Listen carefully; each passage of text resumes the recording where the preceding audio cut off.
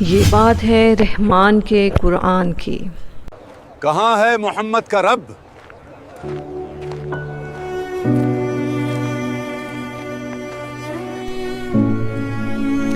یہ بات ہے سورہ قریش کی۔ ہم سورہ قریش پڑھتے تو ہیں، مگر کبھی سوچا ہے کہ اس کا نزول کیوں ہوا؟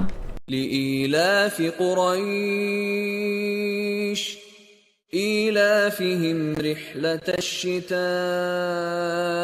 والصيف۔ کیونکہ قرآن پاک کی ہر آیت کسی نہ کسی مقصد کے لیے اتاری گئی۔ سورہ قریش مکہ میں اس وقت نازل ہوئی جب قریش کے سردار اپنی دولت کا گھمنڈ دکھا کر آپ صلی اللہ علیہ وسلم کی مخالفت کرنے لگے۔ یہ بات نبی کی میٹھی باتوں سے دل تو بہلایا جا سکتا ہے، مگر کیا ان باتوں سے بھوکوں کا پیٹ بھر سکتا ہے؟ کیا قریش کا کاروبار ان باتوں سے چل سکتا ہے؟ یہ بات دراصل آپ صلی اللہ علیہ وسلم کے پردادا قریش بہت خمند کرتی تھی اپنی دولت پر، مگر اللہ نے انہیں یاد کروا دیا کہ یہ سب اس کا دیا ہوا ہے۔ ہاشم کے زمانے کی ہے۔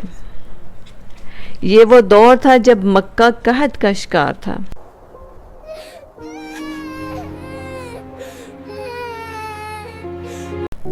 آبادی کم تھی، لوگ بھوک سے مر رہے تھے۔ یہ وہ دور تھا لوگ ابراہیم علیہ السلام کی سکھائی ہوئی توحید کو بھول چکے تھے۔ مکہ بت پرستی اور شرک کا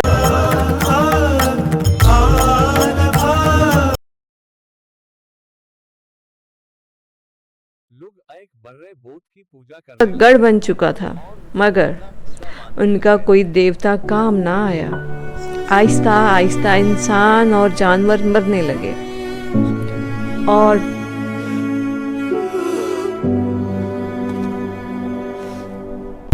پھر ایک روز ہاشم دور دراز علاقوں کا دورہ کر کے اپنی قوم کے لیے کچھ کھانے کے لیے سامان لایا۔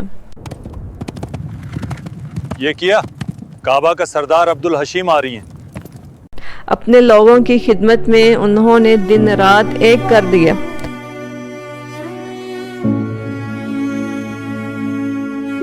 لیکن پھر بھی بھوک کی اس تڑپ کو کم نہ کیا جا سکا۔ ہاشم غور و فکر میں ڈوبے ہوئے تھے۔ ہاشم، تمہیں اس مشکل کا مکمل حال نکلنا ہوگا۔ کب تک ایسے چلے گا؟ پھر ایک دن ان کو خیال آیا، مکہ والوں کی تو سب سے بڑی طاقت اللہ کا گھر ہے۔ یہ میں نے پھولی کن نے سوچا، یہ تو ہماری سب سے بڑی طاقت ہے۔ مکہ والوں ہم تجارت کریں گے سردیوں میں یمن اور گرمیوں میں سریا کی طرف، اور اسی کعبے کا نام استعمال کر کے وہ مکہ کا پہلا تجارتی سفر کریں گے۔ مکہ والوں ہم تجارت کریں گے سردیوں میں یمن اور گرمیوں میں سریا کی طرف۔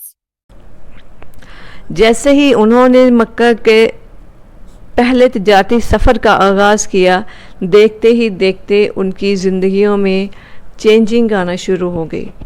مکہ بزنس کا ہب بن گیا۔ لوگ